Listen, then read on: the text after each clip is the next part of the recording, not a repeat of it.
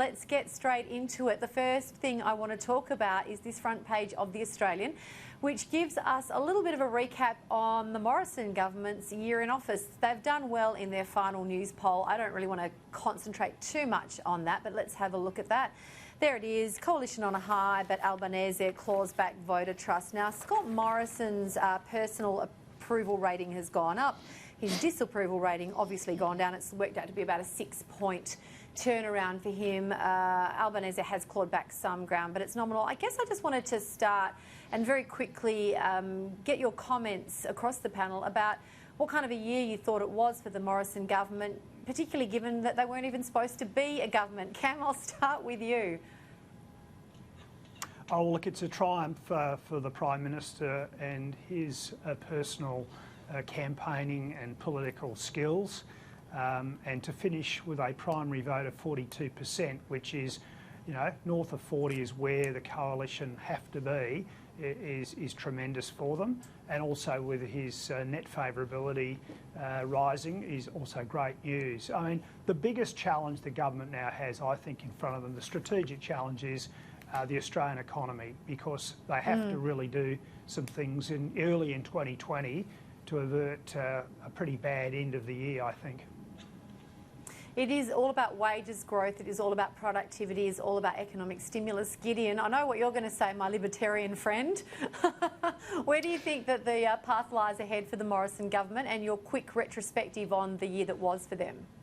Well, as long as, in terms of a retrospective, I think books have literally been written about what kind of a year this has been for Scott Morrison and for the coalition. I mean, winning an election that nobody expected them to win. Obviously, Scott Morrison is large and in charge, and you know, has stamped his authority on the party. The path forward, as Campbell rightly pointed out, it will be about the economy stupid. And what I'll say is the Morrison government needs to find a way to snap the entire country out of this terribly depressing economic debate we have right now, where any and all economic ills are result in a call for more stimulus. I've never seen demand-side economics dominate as much as it has. The conversation has to go back to long-term supply-side microeconomic reform, things like cutting red tape, reforming our industrial relations system, revising the idea of company tax cuts, which of course bombed under Malcolm Turnbull, but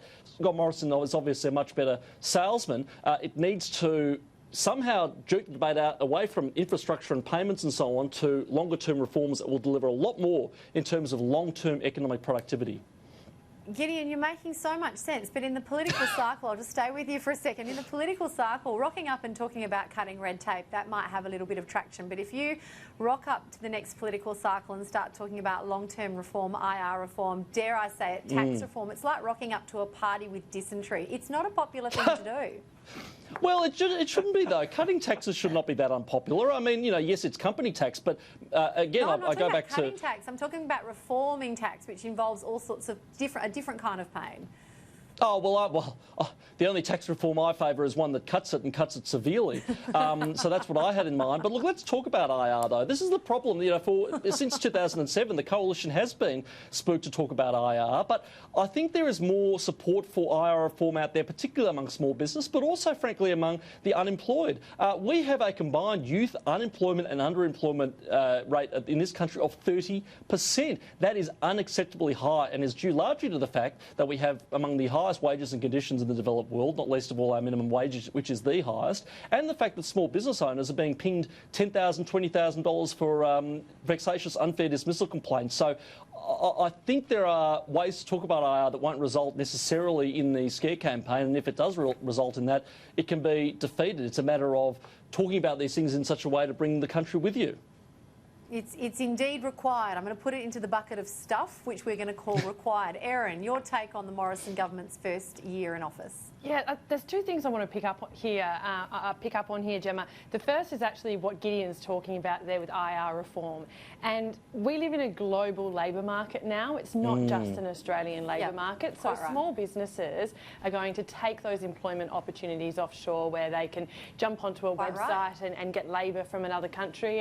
And to be frank, countries that are really well educated, that speak great English, that are willing to, where people are willing to work for a lot less money. So you're talking about virtual assistants, bookkeeping, that kind of thing. Even more than that. I mean, if you want to get a designer, if you want someone to write a program for you, which is something I've experienced before in business, you know, I'm going to go and take that offshore rather than do it in Australia and give a young student or a young person a job, you know, maybe their first job out of university, maybe supporting their studies, because I have to pay them so much more money.